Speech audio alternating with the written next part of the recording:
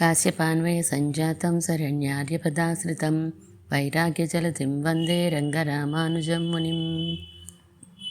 వందే వేదాంతకర్పూరచామీకరకరండకం రామానుజార్యమార్యాణాం చూడామణిమహర్నిశం. శ్రీవిష్ణుచిత్తకులనందనకల్పవల్లీం శ్రీరంగరాజహరిచందనయోగదృశ్యాం సాక్షాక్షమాం కరుణయా కమలామివాన్యాం గోదామనన్యసరిణః శరణం ప్రపద్యే. శ్రీరంగభోగిశయనోపరిజాతనిద్రం నీలాకృతిన్నిఖిలపాలనజాగరూకం శ్రీరామచంద్రకులదైవతమంజనాభం శ్రీరంగనాయకమహం ప్రణమామి నిత్యం. అందరికీ దాసోహం. ఆచార్యుల మంగళ శాసనాలతో ధనుర్మాసంలో 26వ రోజుకి చేరుకున్నాం. 26వ పాసురంలో శ్రీరంగనాథుని సన్నిధిలో మనం శరణాగతి చేయబోతున్నాం.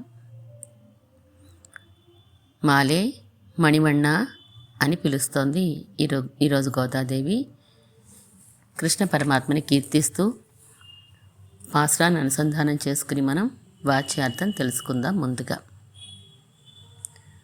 మాలే మణివಣ್ణ మార్గజి నీరాడువాన్ மேலையார் செய்வனகள் வேண்டுவன கேட்டியேல் ஞாலத்தையெல்லாம் நடுங்க முரல்வனா பாலன்ன வண்ணத்து உன் பாஞ்ச சென்னியமே போல்வன செங்கங்கள் போய பாடுடையனவே சால பெரும் பறையே பல்லாண்டிசைப்பாரே கோள விளக்கே கொடியே விதானமே ఆలినిలయాయ్ అరుళేలోరెంబావాయ్.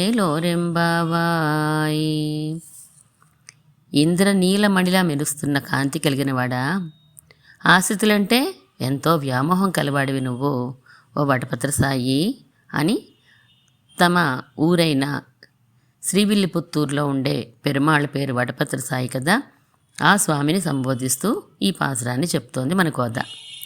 ఈ నోములో పెద్దలు ఆచరించిన ప్రకారం విను చెప్తున్నాను నేను. లోకమంతా అదిరిపడేట్లుగా పెద్ద ధ్వని చేసేది, తెల్లని కాంతి కలిగినటువంటిది, నీ చేతిలో ఉన్న శంఖం వలె ధ్వని చేసే పెద్దవి కొన్ని శంఖాలు మాకు కావాలి. అలాగే పెద్ద శబ్దం చేసే వాయిద్యం పరే కావాలి.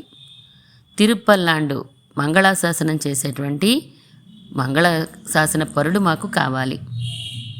ఒక మంగళ దీపం కావాలి, ధ్వజం కావాలి, చాందిని కావాలి. వీటన్నిటినీ మాకు కొరత లేకుండా ఇవ్వవలసింది. అరుళ్ ఏలోరెంబావాయ్, మేము ఈ 6 నీ దగ్గర నుండి కోరుకుంటున్నాము అని ఈరోజు పాసురంలో గోదాదేవి తన కోరికల లిస్ట్ని కొంత ఇచ్చింది. అంటే కొంత ఇచ్చిందంటే ఇంకా ఉందండి, ఉన్నది చివరి పాసురాల్లో చెప్తుంది. సప్తప్రాకార మధ్యే సరసిజ ముకుళోద్భాసమానే విమానే కావేరీ మధ్య దేశే మృదుతర ఫణిరాడ్భోగ పర్యంక భాగే నిద్రాముద్రాభిరామం కటినికట శిర పార్శ్వ విన్యస్త హస్తం పద్మాధాత్రీకరాభ్యాం పరిచిత చరణం రంగరాజం భజేహం. సప్త ప్రాకారాల మధ్యలో స్వామి వేంచేసి ఉన్నాడు. ఒక తామర మొగ్గలాగా ఉన్నటువంటి ప్రణవాకార విమానంలో స్వామి ఉన్నాడు. సుకుమారమైనటువంటి పాదాలు కలిగినవాడు ఆయన. నిద్రించే భంగిమలో ఉన్నాడు. నడుము మీద ఒక చేతిని, తల దగ్గర ఒక చేతిని పెట్టుకుని ఉన్నాడు. లక్ష్మీదేవి భూదేవి తమ హస్తాలతో ఎప్పుడూ సేవించే పాదాలు అవి. అలా స్వామి నిద్రా భంగిమలో ఉన్నటువంటి స్వామిని నేను ఎప్పుడు సేవిస్తానో కదా అని తాపత్రయపడ్డారు శ్రీ పరాశర భట్టర్ వారు. కొన్ని కారణాల వలన ఎప్పుడూ శ్రీరంగంలో నివసించే పరాశర భట్టర్ వారు కొద్ది రోజులు శ్రీరంగ క్షేత్రం నుండి దూరంగా వెళ్ళిపోవలసి వచ్చింది. తిరుక్కోటియూరులో కొన్ని రోజులు వేంచేసి ఉన్నారు. ఆ సమయంలో శ్రీరంగనాథుని స్మరించుకుంటూ స్వామిని, ఉభయ కావేరి మధ్యలో ఉండే ఆ స్వామిని నేను ఎప్పుడు సేవిస్తానో కదా అని చాలా బాధపడతారు. ప్రణవ ప్రతిపాద్యుడు భగవానుడు, ప్రణవంలో చెప్పబడినవాడు, ఓంకారంలో చెప్పబడినవాడు పరమాత్మ. అలాంటి ఓంకారం వంటి ప్రణవాకార విమానంలోనే స్వామి వేంచేసి ఉన్నాడు. 7 విమానాలు, ఒక ఏడు ప్రాకారాలు, ఒక ప్రణవాకార విమానం, ఇలా తీసుకుంటే 8 అవుతాయి కదా. ఆ 8 కూడా 8 అంటే అష్టాక్షరి మంత్రమేనండి అని పిళ్ళై పెరుమాళ్ అయ్యంగార్ అనే తమిళ కవి వర్ణిస్తారు. వైకుంఠం రంగమందిరం అన్నట్లుగా వైకుంఠంలో ఉండేటువంటి స్వామి ఇక్కడికి ఈ శ్రీరంగ క్షేత్రంలో వేంచేసి ఉన్నాడు. ఆ ప్రణవాకార విమానంలో అందంగా కావేరీ మధ్యలో వేంచేసి ఉంటే అలాంటి స్వామిని ఎప్పుడు సేవిస్తాను? పరమపదంలో ఉండేటువంటి స్వామి వస్తే అక్కడ ఉండే విరజ ఇక్కడ కావేరిగా వచ్చింది కదా. అక్కడ ఉండే ఆదిశేషువే ఇక్కడ కూడా వచ్చి కైంకర్యం చేసుకుంటున్నాడు ఆయన. నిద్రాసి జాగర్యయ అన్నట్టుగా నిద్రాముద్ర గురించి భట్రవారు అంటారు. ఉరంగువాన్ పోల్ యోగు సైద పెరుమాన్ అని. నిద్రించే వాళ్ళ కళ్ళు మూసుకున్నాడు, కానీ చేసేది అంటే యోగ చింతన, ఎప్పుడు ఎలా రక్షించాలా అని స్వామి ఎప్పుడు ఆలోచిస్తూ ఉంటాడు. అలాగే ఒక చేతిని పైన తన స్వామిత్వాన్ని చూపిస్తూ, ఇంకొక చేతిని తన సౌలభ్యాన్ని సూచిస్తూ పెట్టుకొని ఉన్నాడు కదా. లక్ష్మీదేవి అలాగే భూదేవి ఇద్దరూ కూడా ఆ శ్రీపాదాల్ని ఒత్తాలంటే భయపడుతూ ముట్టుకుంటారట. ఇంతకుముందు మనం చెప్పుకున్నాం పాసురంలో శ్రీరంగనాయకి ఎంత సుకుమారమైనది అంటే చెలికత్తెల చూపులకే కందిపోతుంది అని. తామర పుష్పంలో ఉండే ఆమెకు ఆ తామర పుష్పంలోని పుప్పొడి కూడా ముళ్ళులా గుచ్చుకుంటూ ఉంటుందని. అంత సుకుమారమైన అమ్మలిద్దరూ కూడా భయపడుతూ ఆ పాదాలు ముట్టుకుంటారట. ఈ సుకుమారమైన చేతులతో ఆయన పాదాలు ముట్టుకుంటే అవి ఇంకెంత కందిపోతాయో అని. అంటే అమ్మ చేతులు సుకుమారమైనవి అంటే స్వామి పాదాలు మరింత సుకుమారమైనవి అని చెప్తున్నారన్నమాట. అటువంటి స్వామిని నేను సేవించాలి అని తపన చెందుతారు పరాశర భట్టర్. 2వ శ్లోకంలో కూడా శ్రీరంగనాథ స్తోత్రంలో కస్తూరి కలితోర్ధ్వపుండ తిలకం కర్ణాంతలో లేక్షణం ముగ్ధస్మేర మనోహరాదరతరం ముక్తా కిరీటోజ్వలం పశ్యన్మానస పశ్యతో హరరుచ పర్యాయ పంకేరుహం శ్రీరంగాధిపతే కదానువదనం సేవేయ భూయోప్యహం. పశ్యన్మానస పశ్యతో హరరుచ.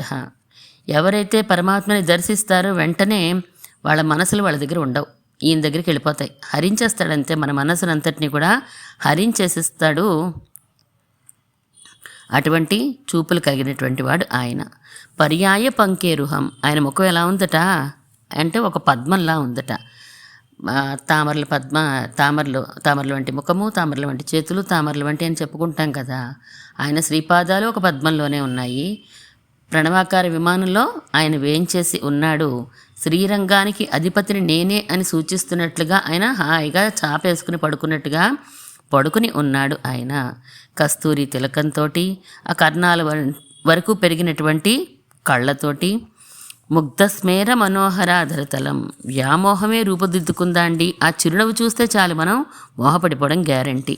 అలాంటి మన మనస్సుల్ని హరించేటువంటి అదర సౌందర్యంతో, ముత్యాలు పొదిగిన కిరీటంతో, అలాంటి తిరుముఖ మండలం కలిగినటువంటి స్వామిని నేను ఎప్పుడు సేవిస్తానో కదా అని ఎంతో ఆర్తి చెందుతారు. శ్రీరంగ క్షేత్రం నుంచి, శ్రీరంగనాథుడి నుంచి ఎడబాటు కలిగిందే అని, ఈ తాపం నాకు ఎప్పుడు తీరుతుందో, అలాంటి సమయం నాకు జీవితంలో మళ్ళీ వస్తుందా అసలు అని శ్రీరంగ క్షేత్రాన్ని, శ్రీరంగనాథుడిని తలుచుకుని చాలా శోకం చెందుతారు, ఆయన శోకం పొందుతారు పరాశర భట్టర్ వారు. మనం కూడా శ్రీరంగ క్షేత్రానికి వెళ్ళాలి, శ్రీరంగనాథుని సేవించాలి అని 25 రోజులుగా మనం తాపత్రయపడుతూ వస్తున్నాం. 22వ పాసురంలో మనం సేవించుకున్నాం. అంగణ్మాన్యాల తరసర్ అనే పాసురంలో రంగనాథుని శయన సౌందర్యాన్ని సేవించుకున్నాం మనం. 23 మారిమలైలో స్వామిని సింహాసనం మీదకి వేయించేయమంది కదండి.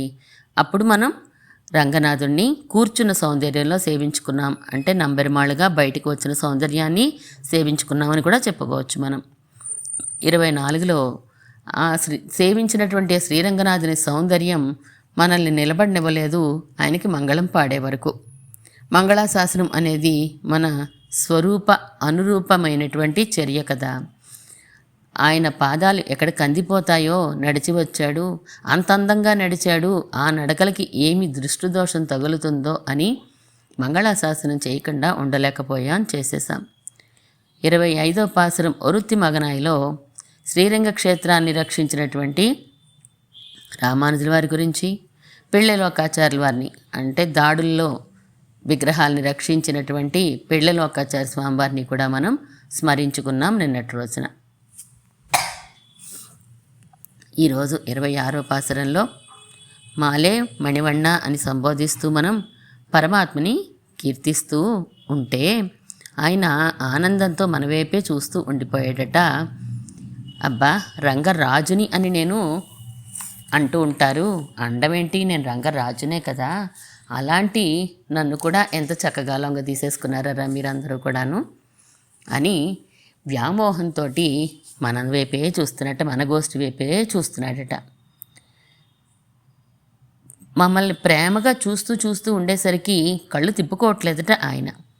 మీరు ఎలా రావాలో నా దగ్గరికి అలా వచ్చారు, ముందుగా పరతపంచకంలా నన్ను కీర్తించారు, 10 మంది ఆళ్వార్లు మంగళాశాసనాలు తీసుకుంటూ నా వైభవాన్ని తెలుసుకుంటూ మీరు నా దగ్గరికి వచ్చారు, అమ్మ పురుషకారాన్ని పొందారు, తర్వాత ద్వారపాలకులు, తర్వాత అమ్మ పురుషకారము, ఆ తర్వాత నన్నే పొగుడుతూ వచ్చారు, మీరు నన్ను మేల్కొలుపుతూ వచ్చారు, ఎలా రావాలో శాస్త్రబద్ధంగా అలా మీరందరూ వచ్చారు.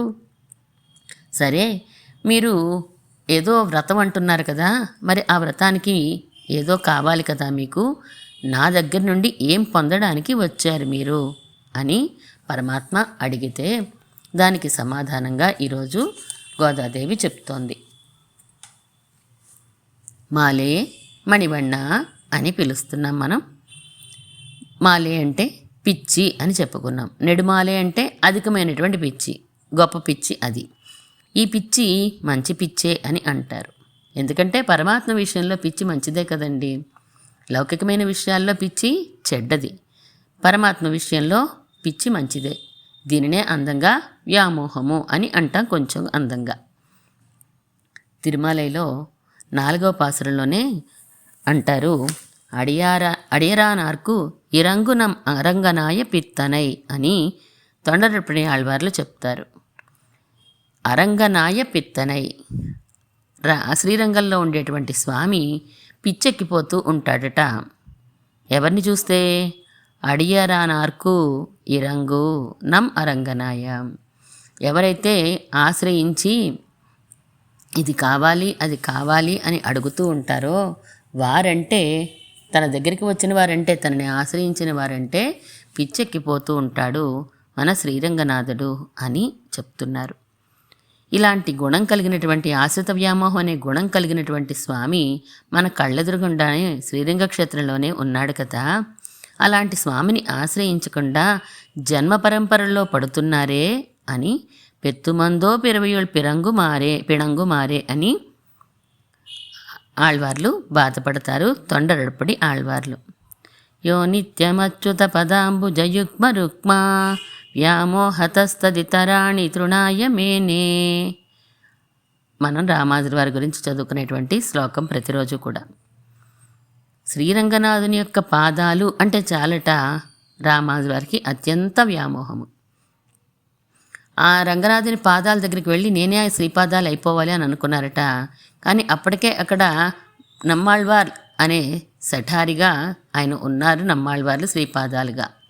అందుకని ఆయన ఏమనుకున్నారట, సరే నేను నమ్మాళ్వార్ల పాదాలు అయిపోతాను అని చెప్పి అనుకుని నమ్మాళ్వార్ల పాదాల దగ్గర ఉన్నారు అని పూమన్ను మాదు పొరుంది మార్బన్ అనే పాసురంలో అమదునార్లు చెప్తారు.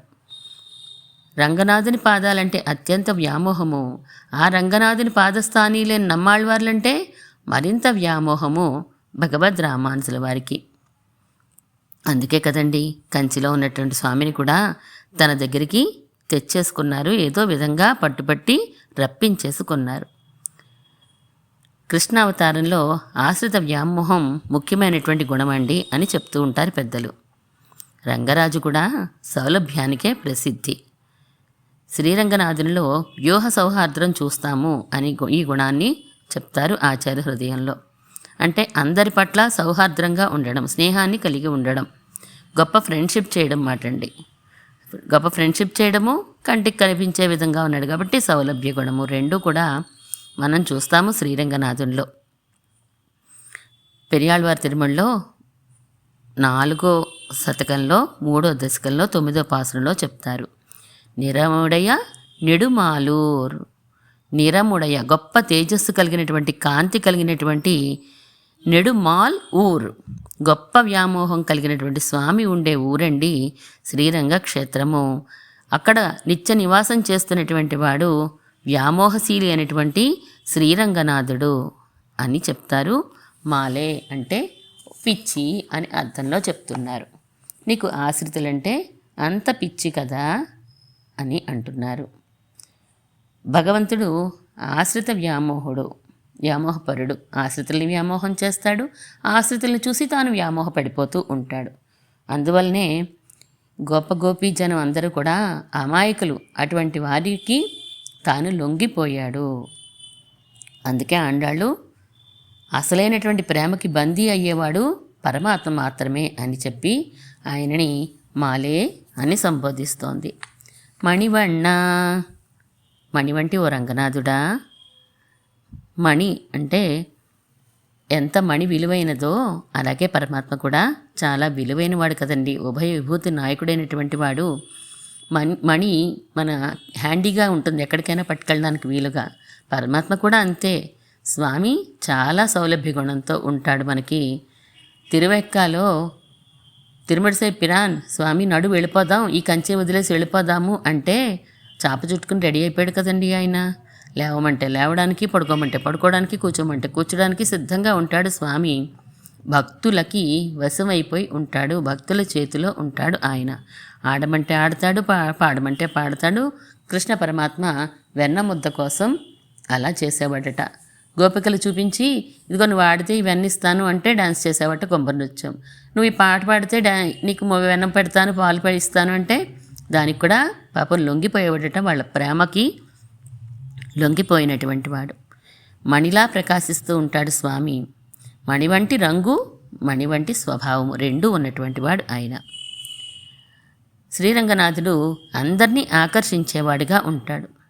మనందరం 24 రోజులు 26 రోజుల నుంచి శ్రీరంగం శ్రీరంగం శ్రీరంగం అంటున్నామంటే అందరినీ కూడా లోబరుచుకోగలిగినటువంటి శక్తి కలిగినటువంటి వాడు, అటువంటి రూపం కలిగినటువంటి వాడు, అందరినీ ఆకర్షించే కళ్యాణ గుణాలు కలిగినటువంటి వాడు. పరమాత్మ యొక్క దివ్య ఆత్మగుణాలు భక్తుల్ని ఆకర్షిస్తూ ఉంటాయి. భక్తులలోని జ్ఞాన, భక్తి, వైరాగ్యాలు పరమాత్మని ఆకర్షిస్తూ ఉంటాయి.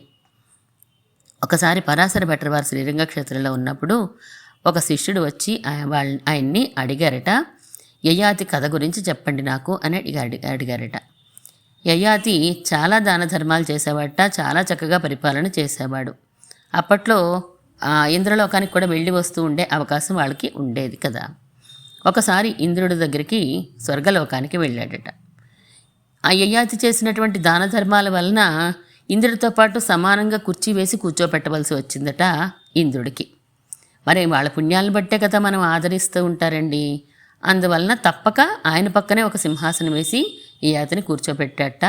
ఈలోపు రంభ, ఉర్వశి, మేనక ఇటువంటి అప్సరసలందరూ వచ్చి కూడా నృత్యాలు చేయడం మొదలుపెట్టారు. అందులో మునిగిపోయి ఉన్నాడు యయాతి, చూస్తూ ఉన్నాడు. దాన ధర్మాల్లో అన్నిట్లో ప్రసిద్ధుడైనా అక్కడ కూర్చుని అన్నీ చూస్తున్నాడు. ఆ సభలోకి దేవతల గురువైనటువంటి బృహస్పతి వేయించేశారు. రాగానే ఇంద్రుడు ఆయన దగ్గరికి వెళ్ళిపోయి రహస్యంగాను, చూడండి నాతో పాటు సమానంగా కుర్చీ వేయాల్సి వచ్చింది, అసలు నేను ఎటువంటి వాడిని, ఒక భూలోకంలోకి వచ్చిన మానవుడు ఎటువంటి వాడు, నా పక్కన కూర్చున్నాడు అని చెప్పి అంటే బృహస్పతి చెవిలో ఒక ఉపాయాన్ని చెప్పాట ఇంద్రుడికి. ఇంద్రుడు వెళ్ళి ఆ నృత్యం ఆగిపోయాక,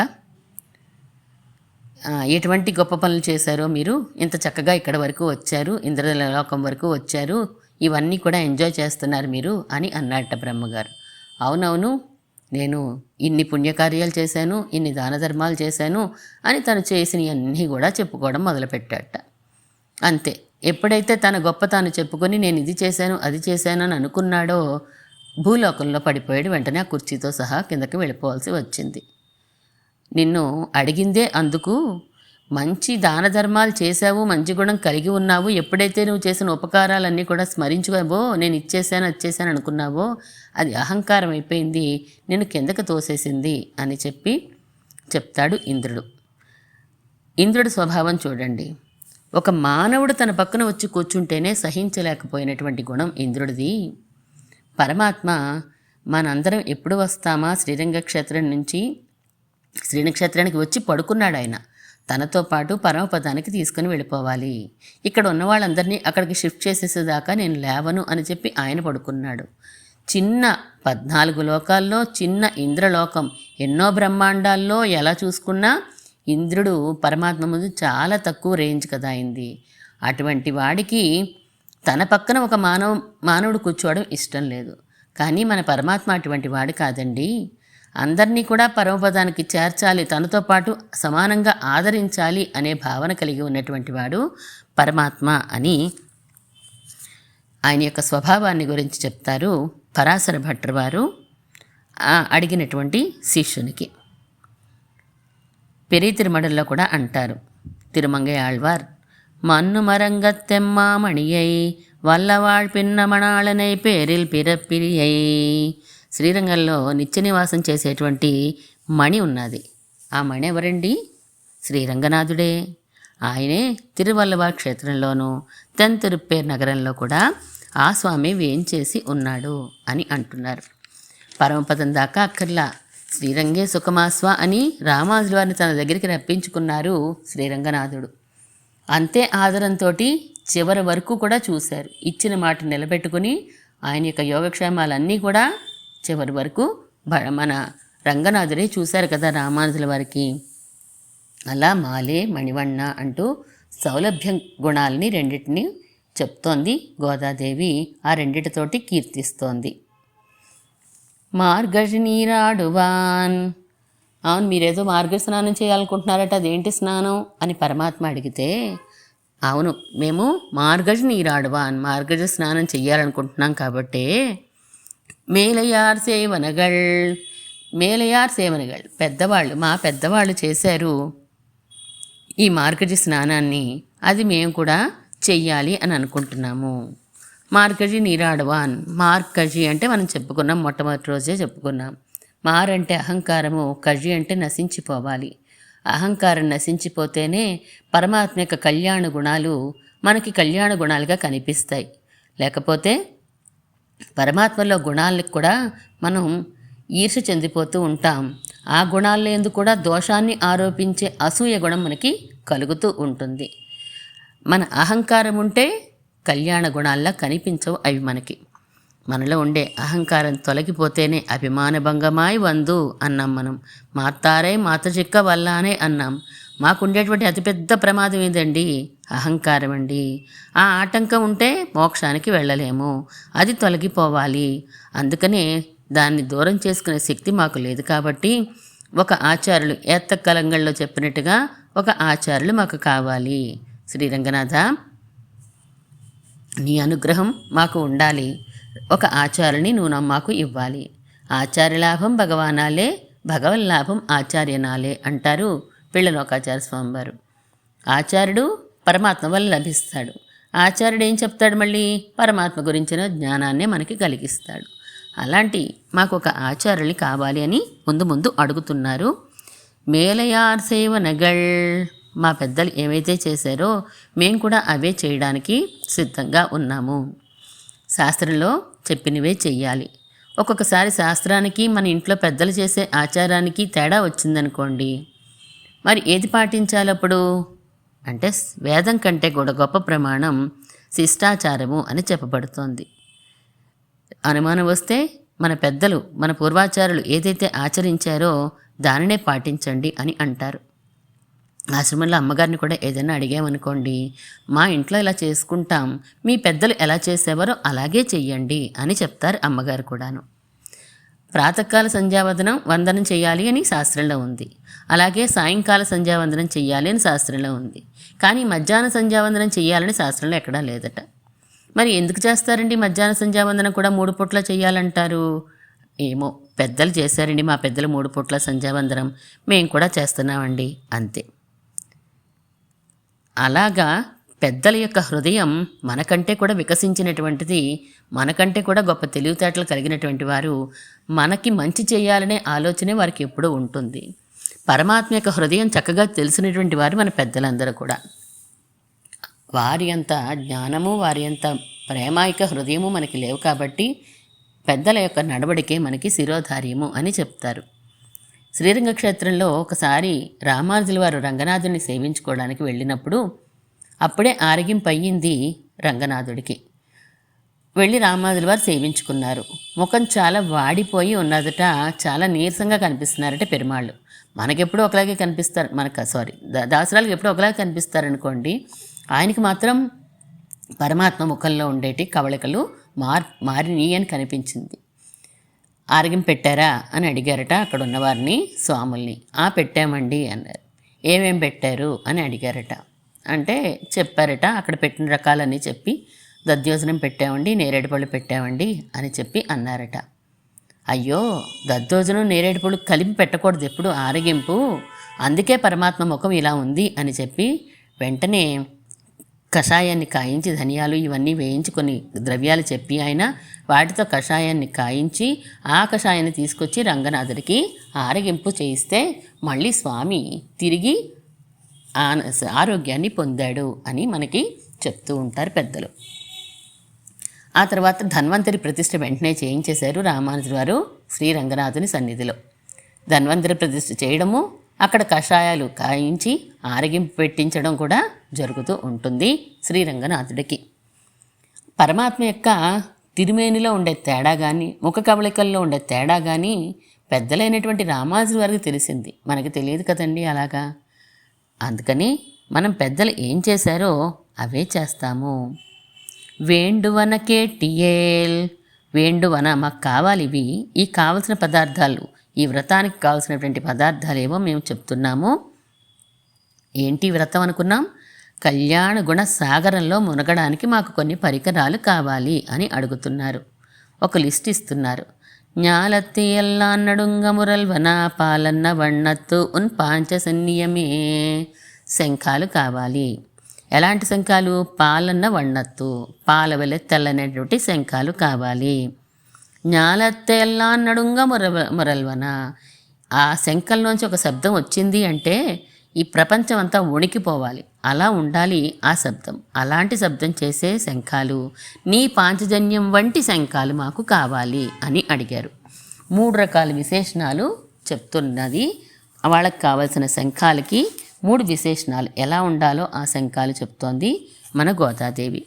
ఎలా ఉండాలట అంటే ஞாலத்தெல்லா నడుంగ మురల్వన శంఖంగళ్ అంటే పెద్ద శబ్దం రావాలి. ఆ శబ్దంతో ఎలాగైతే కురుక్షేత్రంలో సైన్యం అంతా కూడా ఆయన యొక్క శంఖ నాదానికే చాలా మటుకు చనిపోయారట, ఆ శబ్దాన్ని సహించలేక. అంత గొప్ప శబ్దం చేసిందట పాంచజన్యము ఆ యుద్ధంలో.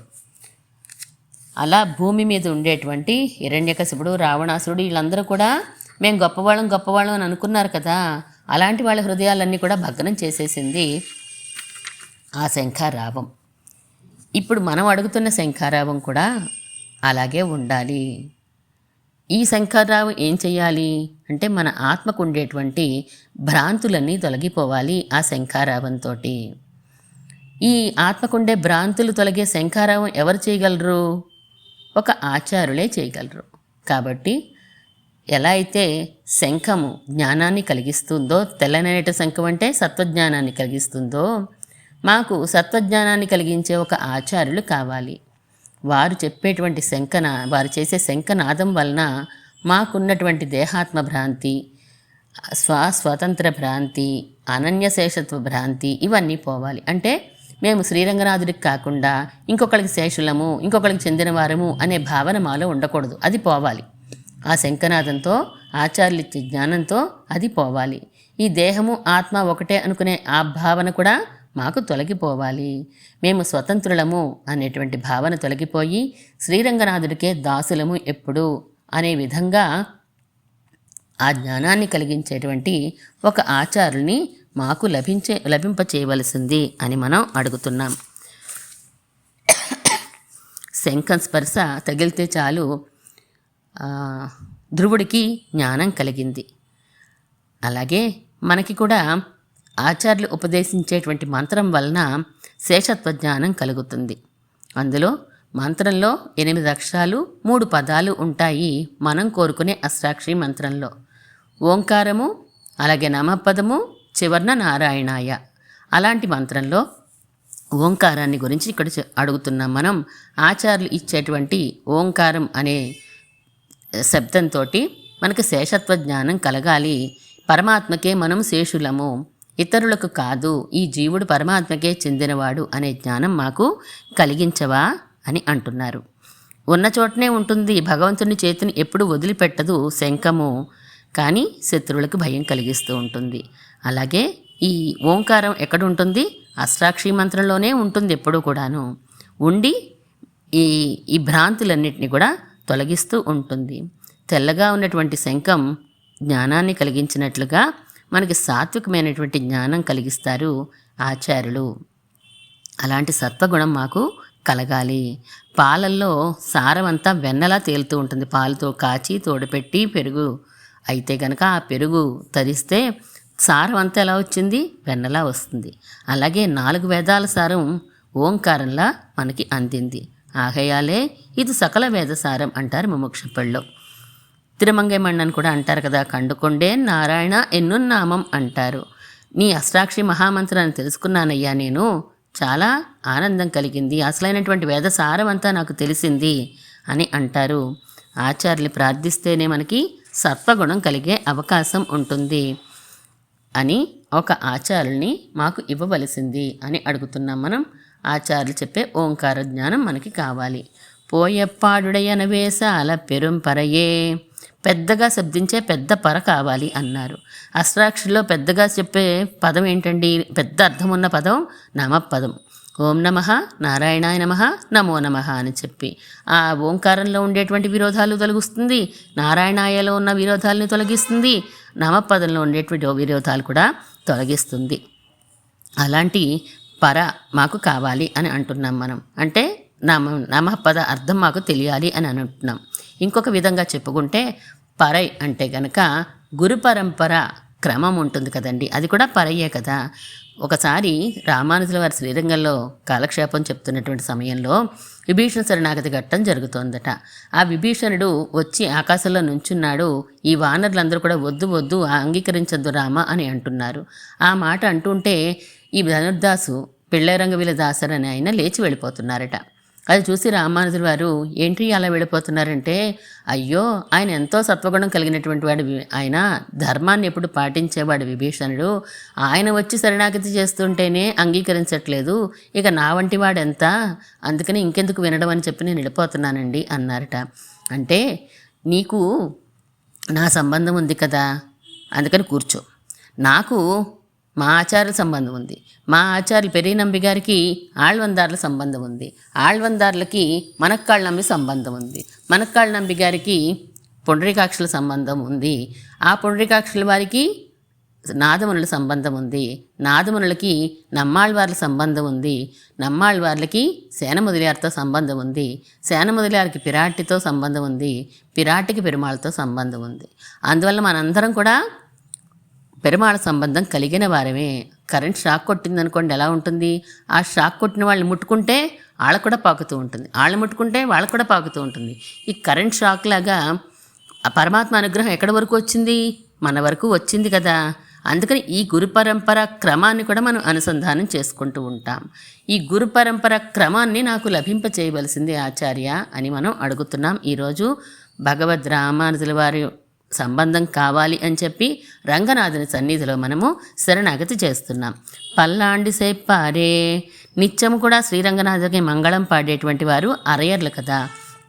అలా స్వరూప అనుగుణమైనటువంటి స్వరూప అనుగుణమైనటువంటి క్రియ మేం చెయ్యాలి. నీకు మంగళాశాసనం చేసే విధంగా మమ్మల్ని తీర్చిదిద్దేటువంటి ఒక ఆచార్యుల్ని మాకు లభింపచెయ్యి.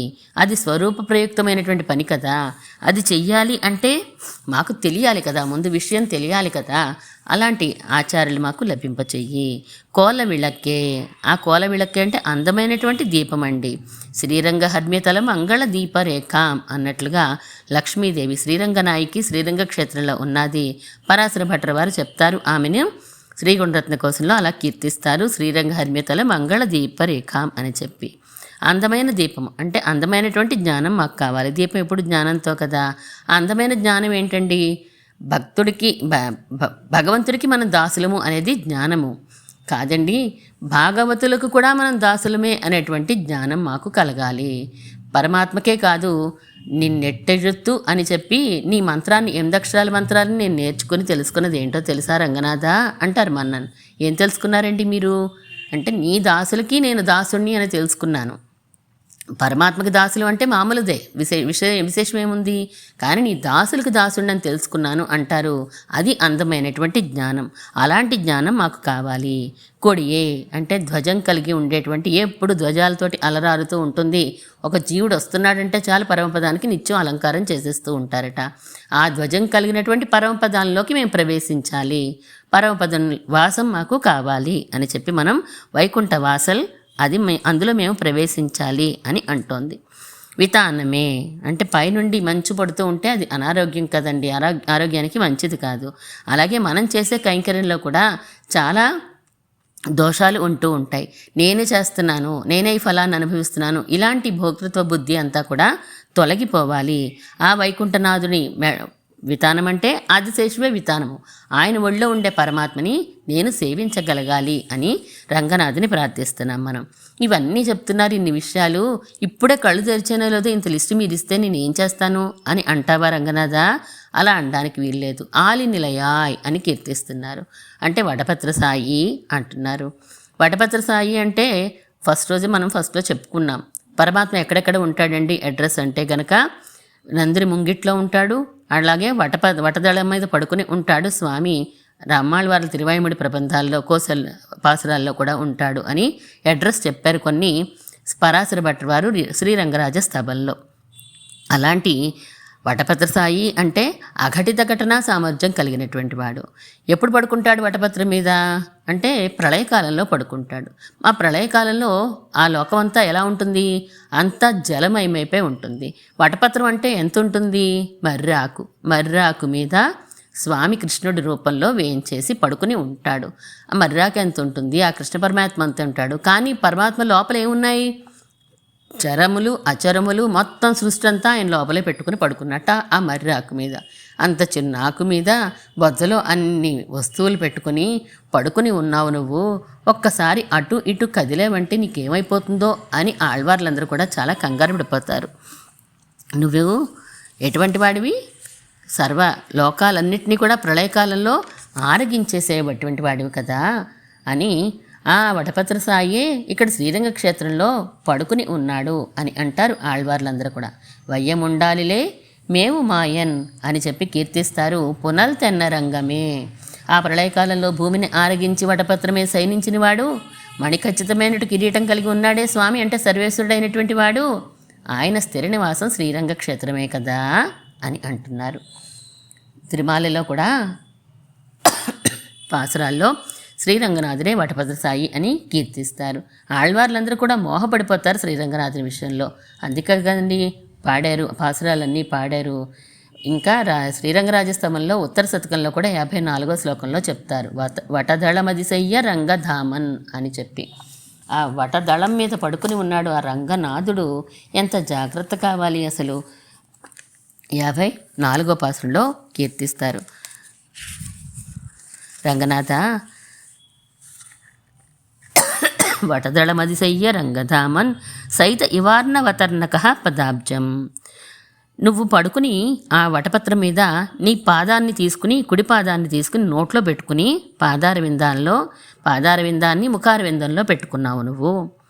ఇది అలా ఎందుకు పెట్టుకున్నావు నువ్వు అందరూ కూడా పాదాల్లో అమృతం ఊరుతుంటుంది, నీ పాదాలు ఎంతో భోగ్యం అంటూ ఉంటారు కదా, అది చూడడానికి, రుచి చూడడానికి పెట్టుకున్నావా అని అంటారు ఈ శ్లోకంలో పరాశర భట్టర్ వారు. అంటే మనం లీలాశుక్ల వారు చెప్పినట్లుగా కరారవిందేన పదారవిందం అని చెప్పి మనం చదువుకుంటాం కదా, ఆ శ్లోకంలో చెప్పిన భావాన్నే ఇక్కడ ఆయన చెప్పారు. మనం ఆయన కళ్యాణ గుణాలనే వాటిలో మనం స్నానం చేయాలి అని అనుకుంటున్నాం. ఉపనిషత్తుల్లో పరమాత్మ యొక్క గుణాలన్నీ కూడా చాలా గుహ్యంగా, లోపలగా, రహస్యంగా పెట్టేశారు. ఆ గుణాలన్నీ కూడా ప్రేమ కలిగిన వారికి, ఆయన శరణాగతి చేసిన వారికే ఆయన కళ్యాణ గుణాలు అర్థం చేసుకోగలుగుతాం కదా. సౌకుమార్యం, అకటిత కట్న సామర్థ్యం, ఆశ్రిత ప్రావణ్యం, క్షాంతి, దయ, విజయం, సౌందర్యం, ఇవన్నీ కూడా ఎలా ఉన్నాయి ఈ గుణాలు పరమాత్మలో అంటే రత్నాల రాసుల్లా ఉన్నాయిట. శ్రీరంగం అనే గర్భగృహంలో ఒక రత్నాల అంగడి ఉందండి, ఆ రత్నాల అంగడే శ్రీరంగనాథుడండి అని అంటున్నారు. అంటే రత్నాల అంగడిలో రత్నాలే కదండి అమ్ముతారు. మరి ఆ అంగడి ఎక్కడుందండి, మార్కెట్ కూడా చెప్పాలి కదా, ఎక్కడుంది అడ్రస్సు అంటే శ్రీరంగ క్షేత్రంలో గర్భగృహం అనే రత్నాల అంగడిలో ఇన్ని రత్నాలు దొరుకుతాయి, గుణాలనే రత్నాలు దొరుకుతాయి అని శ్రీరంగరాజస్తవంలోనే పరాశర భట్టర్ వారు ఇంకొక శ్లోకంలో చెప్తారు. అఘటిత ఘటనా సామర్థ్యం కలిగినటువంటి వాడు శ్రీరంగనాథుడు అని అనుకుంటున్నాం మనం. దీనికి శ్రీరంగ క్షేత్రంలో జరిగినటువంటి ఒక చిన్న కథని మనం చెప్పుకుందాం. పిళ్ళలోకాచార్య స్వామి వారు మనకి తెలుసు అష్టాదశ రహస్యాల్ని అనుగ్రహించారు. అందులో ముముక్షుపడి శ్రీవచన భూషణం చాలా ముఖ్యమైన గ్రంథాలుగా మనం చెప్పుకుంటూ ఉంటాం. ఆయనకు ఒక తమ్ముడు ఉన్నారు, అழగే మనవాళ్ళ పెరుమాళ్ నాయనార్ అని ఆయన. వీరిద్దరూ శ్రీరంగ క్షేత్రంలోనే నిత్య నివాసం ఉన్నారు. ఇద్దరు కూడా పెళ్లి కూడా చేసుకోకుండా సంప్రదాయ ప్రచారంలోనే తమ జీవితాలన్నీ కూడా గడిపారు. వీరు నంబిళ్ళయ్య గారి కుమారులు వీరిద్దరూ కూడాను. శ్రీరంగంలో ఒకసారి ఉత్సవం జరుగుతోంది. శ్రీరంగనాథుడు తిరువీధికి 4 మాడవీధులు తిరగడానికి వెళ్తారు కదా, పొరపాటుకి వెళ్ళారు. ఆ సమయంలో కొంతమంది స్వాములు శ్రీరంగనాథుని దగ్గర చేరి పిళ్ళలోకాచార్య స్వామి వారి మీద కంప్లైంట్స్ చెప్తారు. స్వామి, నువ్వు వేదంలో ఏం చెప్పావు, జాతి మత కుల ఇవన్నీ కూడా, జాతి కులం ఇవన్నీ కూడా పాటించాలి అని చెప్పావు కదా, జాతి ఉచిత ధర్మాలన్నీ కూడా నువ్వు చెప్పావు, సకల శాస్త్రాల్లోనూ కూడా నువ్వు చెప్పావు కదా. కానీ పిళ్ళలోకాచార్య స్వామి వారు ఏం చేస్తున్నారో తెలుసా, శ్రీవచన భూషణం అనే ఒక రహస్య గ్రంథాన్ని రాశారు. అందులో వర్ణాశ్రమాచారాలకి విరుద్ధంగా చాలా విషయాలు చెప్పేశారు. ఆయన నమ్మాళ్వార్లని చెప్పేసి, ఆయన హృదయం ఇది అని చెప్పేసి చాలా చాలా విషయాలు చెప్పేశారు శ్రీవచన భూషణ గ్రంథంలో. భక్తినే చూడాలి, పరమాత్మ ఎందు ఉండే ప్రేమనే చూడాలి తప్ప పుట్టిన కులాన్ని కానీ పుట్టిన జాతిని కానీ చూడకూడదు అని చెప్పారు పిళ్ళలోకాచార్య స్వామి వారు. భక్తియే మనం కొలబద్దగా తీసుకోవాలి అని చెప్పారు. నువ్వు చెప్పిన దానికి విషయాలకు విరుద్ధంగా ఉన్నాయి ఆ విషయాలన్నీ కూడాను అని కంప్లైంట్స్ చెప్తారు పిళ్ళలోకాచార్య స్వామి వారి మీద రంగనాథుడికి. రంగనాథుడు ఆచార్యముఖేన పిళ్ళలోకాచార్య స్వామి వారిని తీసుకురండి అని అంటారు, అర్చకముఖంగా ఆదేశిస్తారు.